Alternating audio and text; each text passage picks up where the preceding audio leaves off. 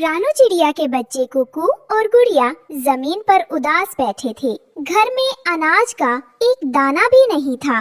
मम्मा, बहुत जोर से भूख लगी है। मम्मा, आज भी खाने को कुछ नहीं है क्या?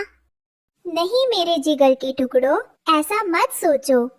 आपकी माँ हार नहीं मानेगी।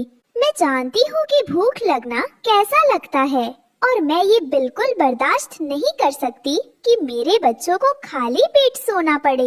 मैंने फैसला कर लिया है, अब हाथ पर हाथ रखकर नहीं बैठना है।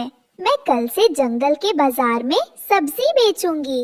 हमें मुश्किलों का सामना करना है, उनसे भागना नहीं है।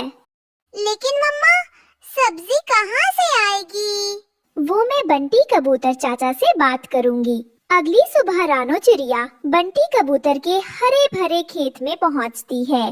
बंटी भैया, मेरे बच्चे दोस्तों, अगर आप भी चाहते हैं मैं आपका नाम अपनी कहानी में लूं, तो देर किस बात की, जल्दी से कमेंट करके अपना नाम हमें भेजें। बच्चे भूखे हैं, क्या आप मुझे थोड़ी सब्जियां उधार दे सकते हैं? मैं उन्हें बाजार में बेचकर शाम तक आपके दाने लौटा दूंगी।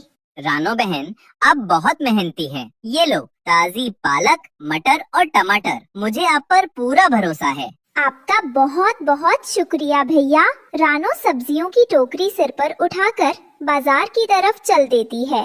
रानो चिड़िया एक पेड़ के नीचे अपनी छोटी सी दरी बिछाकर सब्जियां सजा लेती है। ताजी सब्जी ले लो, खेत की ताजी सब्जी। हरिया तोता अपनी पत्नी हरियाली के साथ वहाँ आता है। अरे रानो बहन, वाह, कितनी ताजी सब्जियां हैं। हमें सारी पालक और थोड़े टमाटर दे दो। तुम्हारी सब्जियां कालू कौवे की सड़ी गली सब्जियों से लाख गुना अच्छी हैं।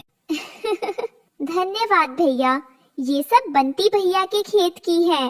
कालू कौवा और गोरी कौवी दूर से देख रहे थे कि रानो की दुकान पर बहुत भीड़ लगी है, जबकि उनका ठेला खाली पड़ा था। जी, देखा आपने, इस रानो ने आते ही हमारे सारे ग्राहक छीन लिए। चिंता मत करो गोरी, हम इतनी मेहनत से सब्जियां नहीं लाते, पर खाएंगे तो ताजी ही। वो कैसे? बस देखती जाओ। दोपहर का समय था। रानो को बहुत प्यास लगी। उसने अपनी टोकरियां वहीं छोड़ी और पास के तालाब में पानी पीने चली गई। बस एक घूंट पानी पीकर आती हूँ। जैसे ही रानो की नजर हटी, कालू कौवा तेजी से नीचे उतरा। उसने टमाटर और मटर की सबसे भरी हुई टोकरियां उठाई और उड़कर घने पेड़ों में गायब हो गया। रानो जब पानी पीकर लौटी तो अपनी खाली जगह देखकर सन्न रह गई। अरे, मेरी सब्जियां, मेरी टमाटर की टोकरी कहाँ गई? लाल तोता और गिल्लू गिलहरी जो पास में ही थी, दौड़ कर आए। रानो बहन, क्या हुआ?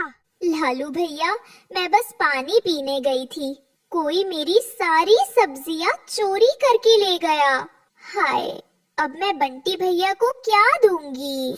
रानो अपनी किस्मत पर रोती हुई जमीन पर बैठ गई। रानो चिड़िया रोते हुए बंटी कबूतर के पास पहुंची। उसने दिन भर में कमाए हुए थोड़े से दाने बंटी के आगे रख दिए।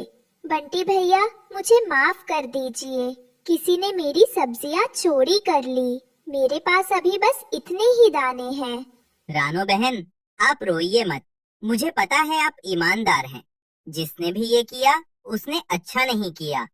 हार नहीं मानूंगी भैया, मैं कल फिर जाऊंगी, चाहे मुझे आधी रात तक काम करना पड़े। मैं आपकी बाकी उधारी कल चुका दूंगी। मेरे बच्चों का पेट और आपकी ईमानदारी का कर्ज दोनों मेरी सबसे बड़ी जिम्मेदारी है।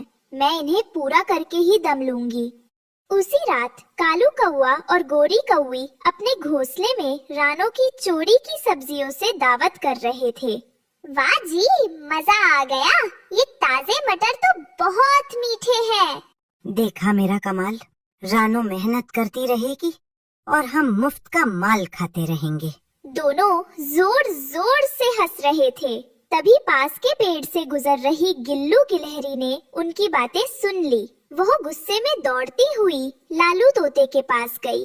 लालू भैया, गजब हो गया। अरे गिल्लू, हुई क्यों हो? सब ठीक तो है? ठीक कैसे होगा? आपको पता है रानो बहन की सब्जियां किसने चुराई?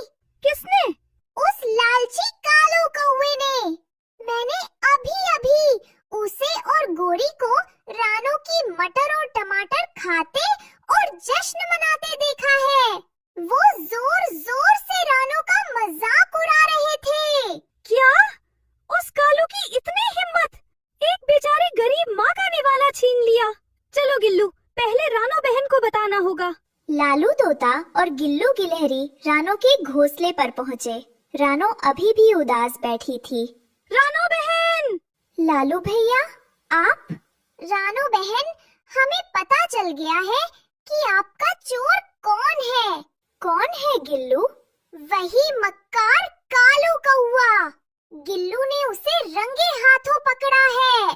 कालू भैया, उन्होंने मेरे साथ इतना बुरा किया। हम उसे ऐसे ही नहीं छोड़ेंगे। रानो बहन, आप हमारे साथ चलिए। आज उस लालची को सबक सिखाना ही होगा। वे सब मिलकर कालू के घोंसले पर पहुँचे। कालू, दरवाजा खोलो! जैसे ही कालू ने दरवाजा खोला, सबने अंदर मटर और टमाटर के छिलकों का ढेर देखा। कालू कौवे, तुम्हें शर्म नहीं आती? रानो बहन के बच्चों का निवाला चुराते हुए।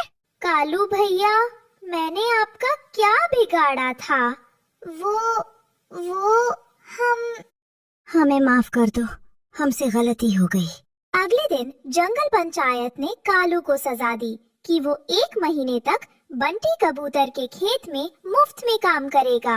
रानो बहन, ये लो हम सब दोस्तों की तरफ से थोड़ी मदद। आप अपना ठेला फिर से शुरू करो। आप सबका बहुत बहुत धन्यवाद। रानो ने अपनी ईमानदारी और मेहनत से फिर से काम शुरू किया। सारे पंछी उसी से सब्जी खरीदते थे, क्योंकि वे जानते थे कि मेहनत की कमाई हमेशा चोरी के माल से ज्यादा मीठी होती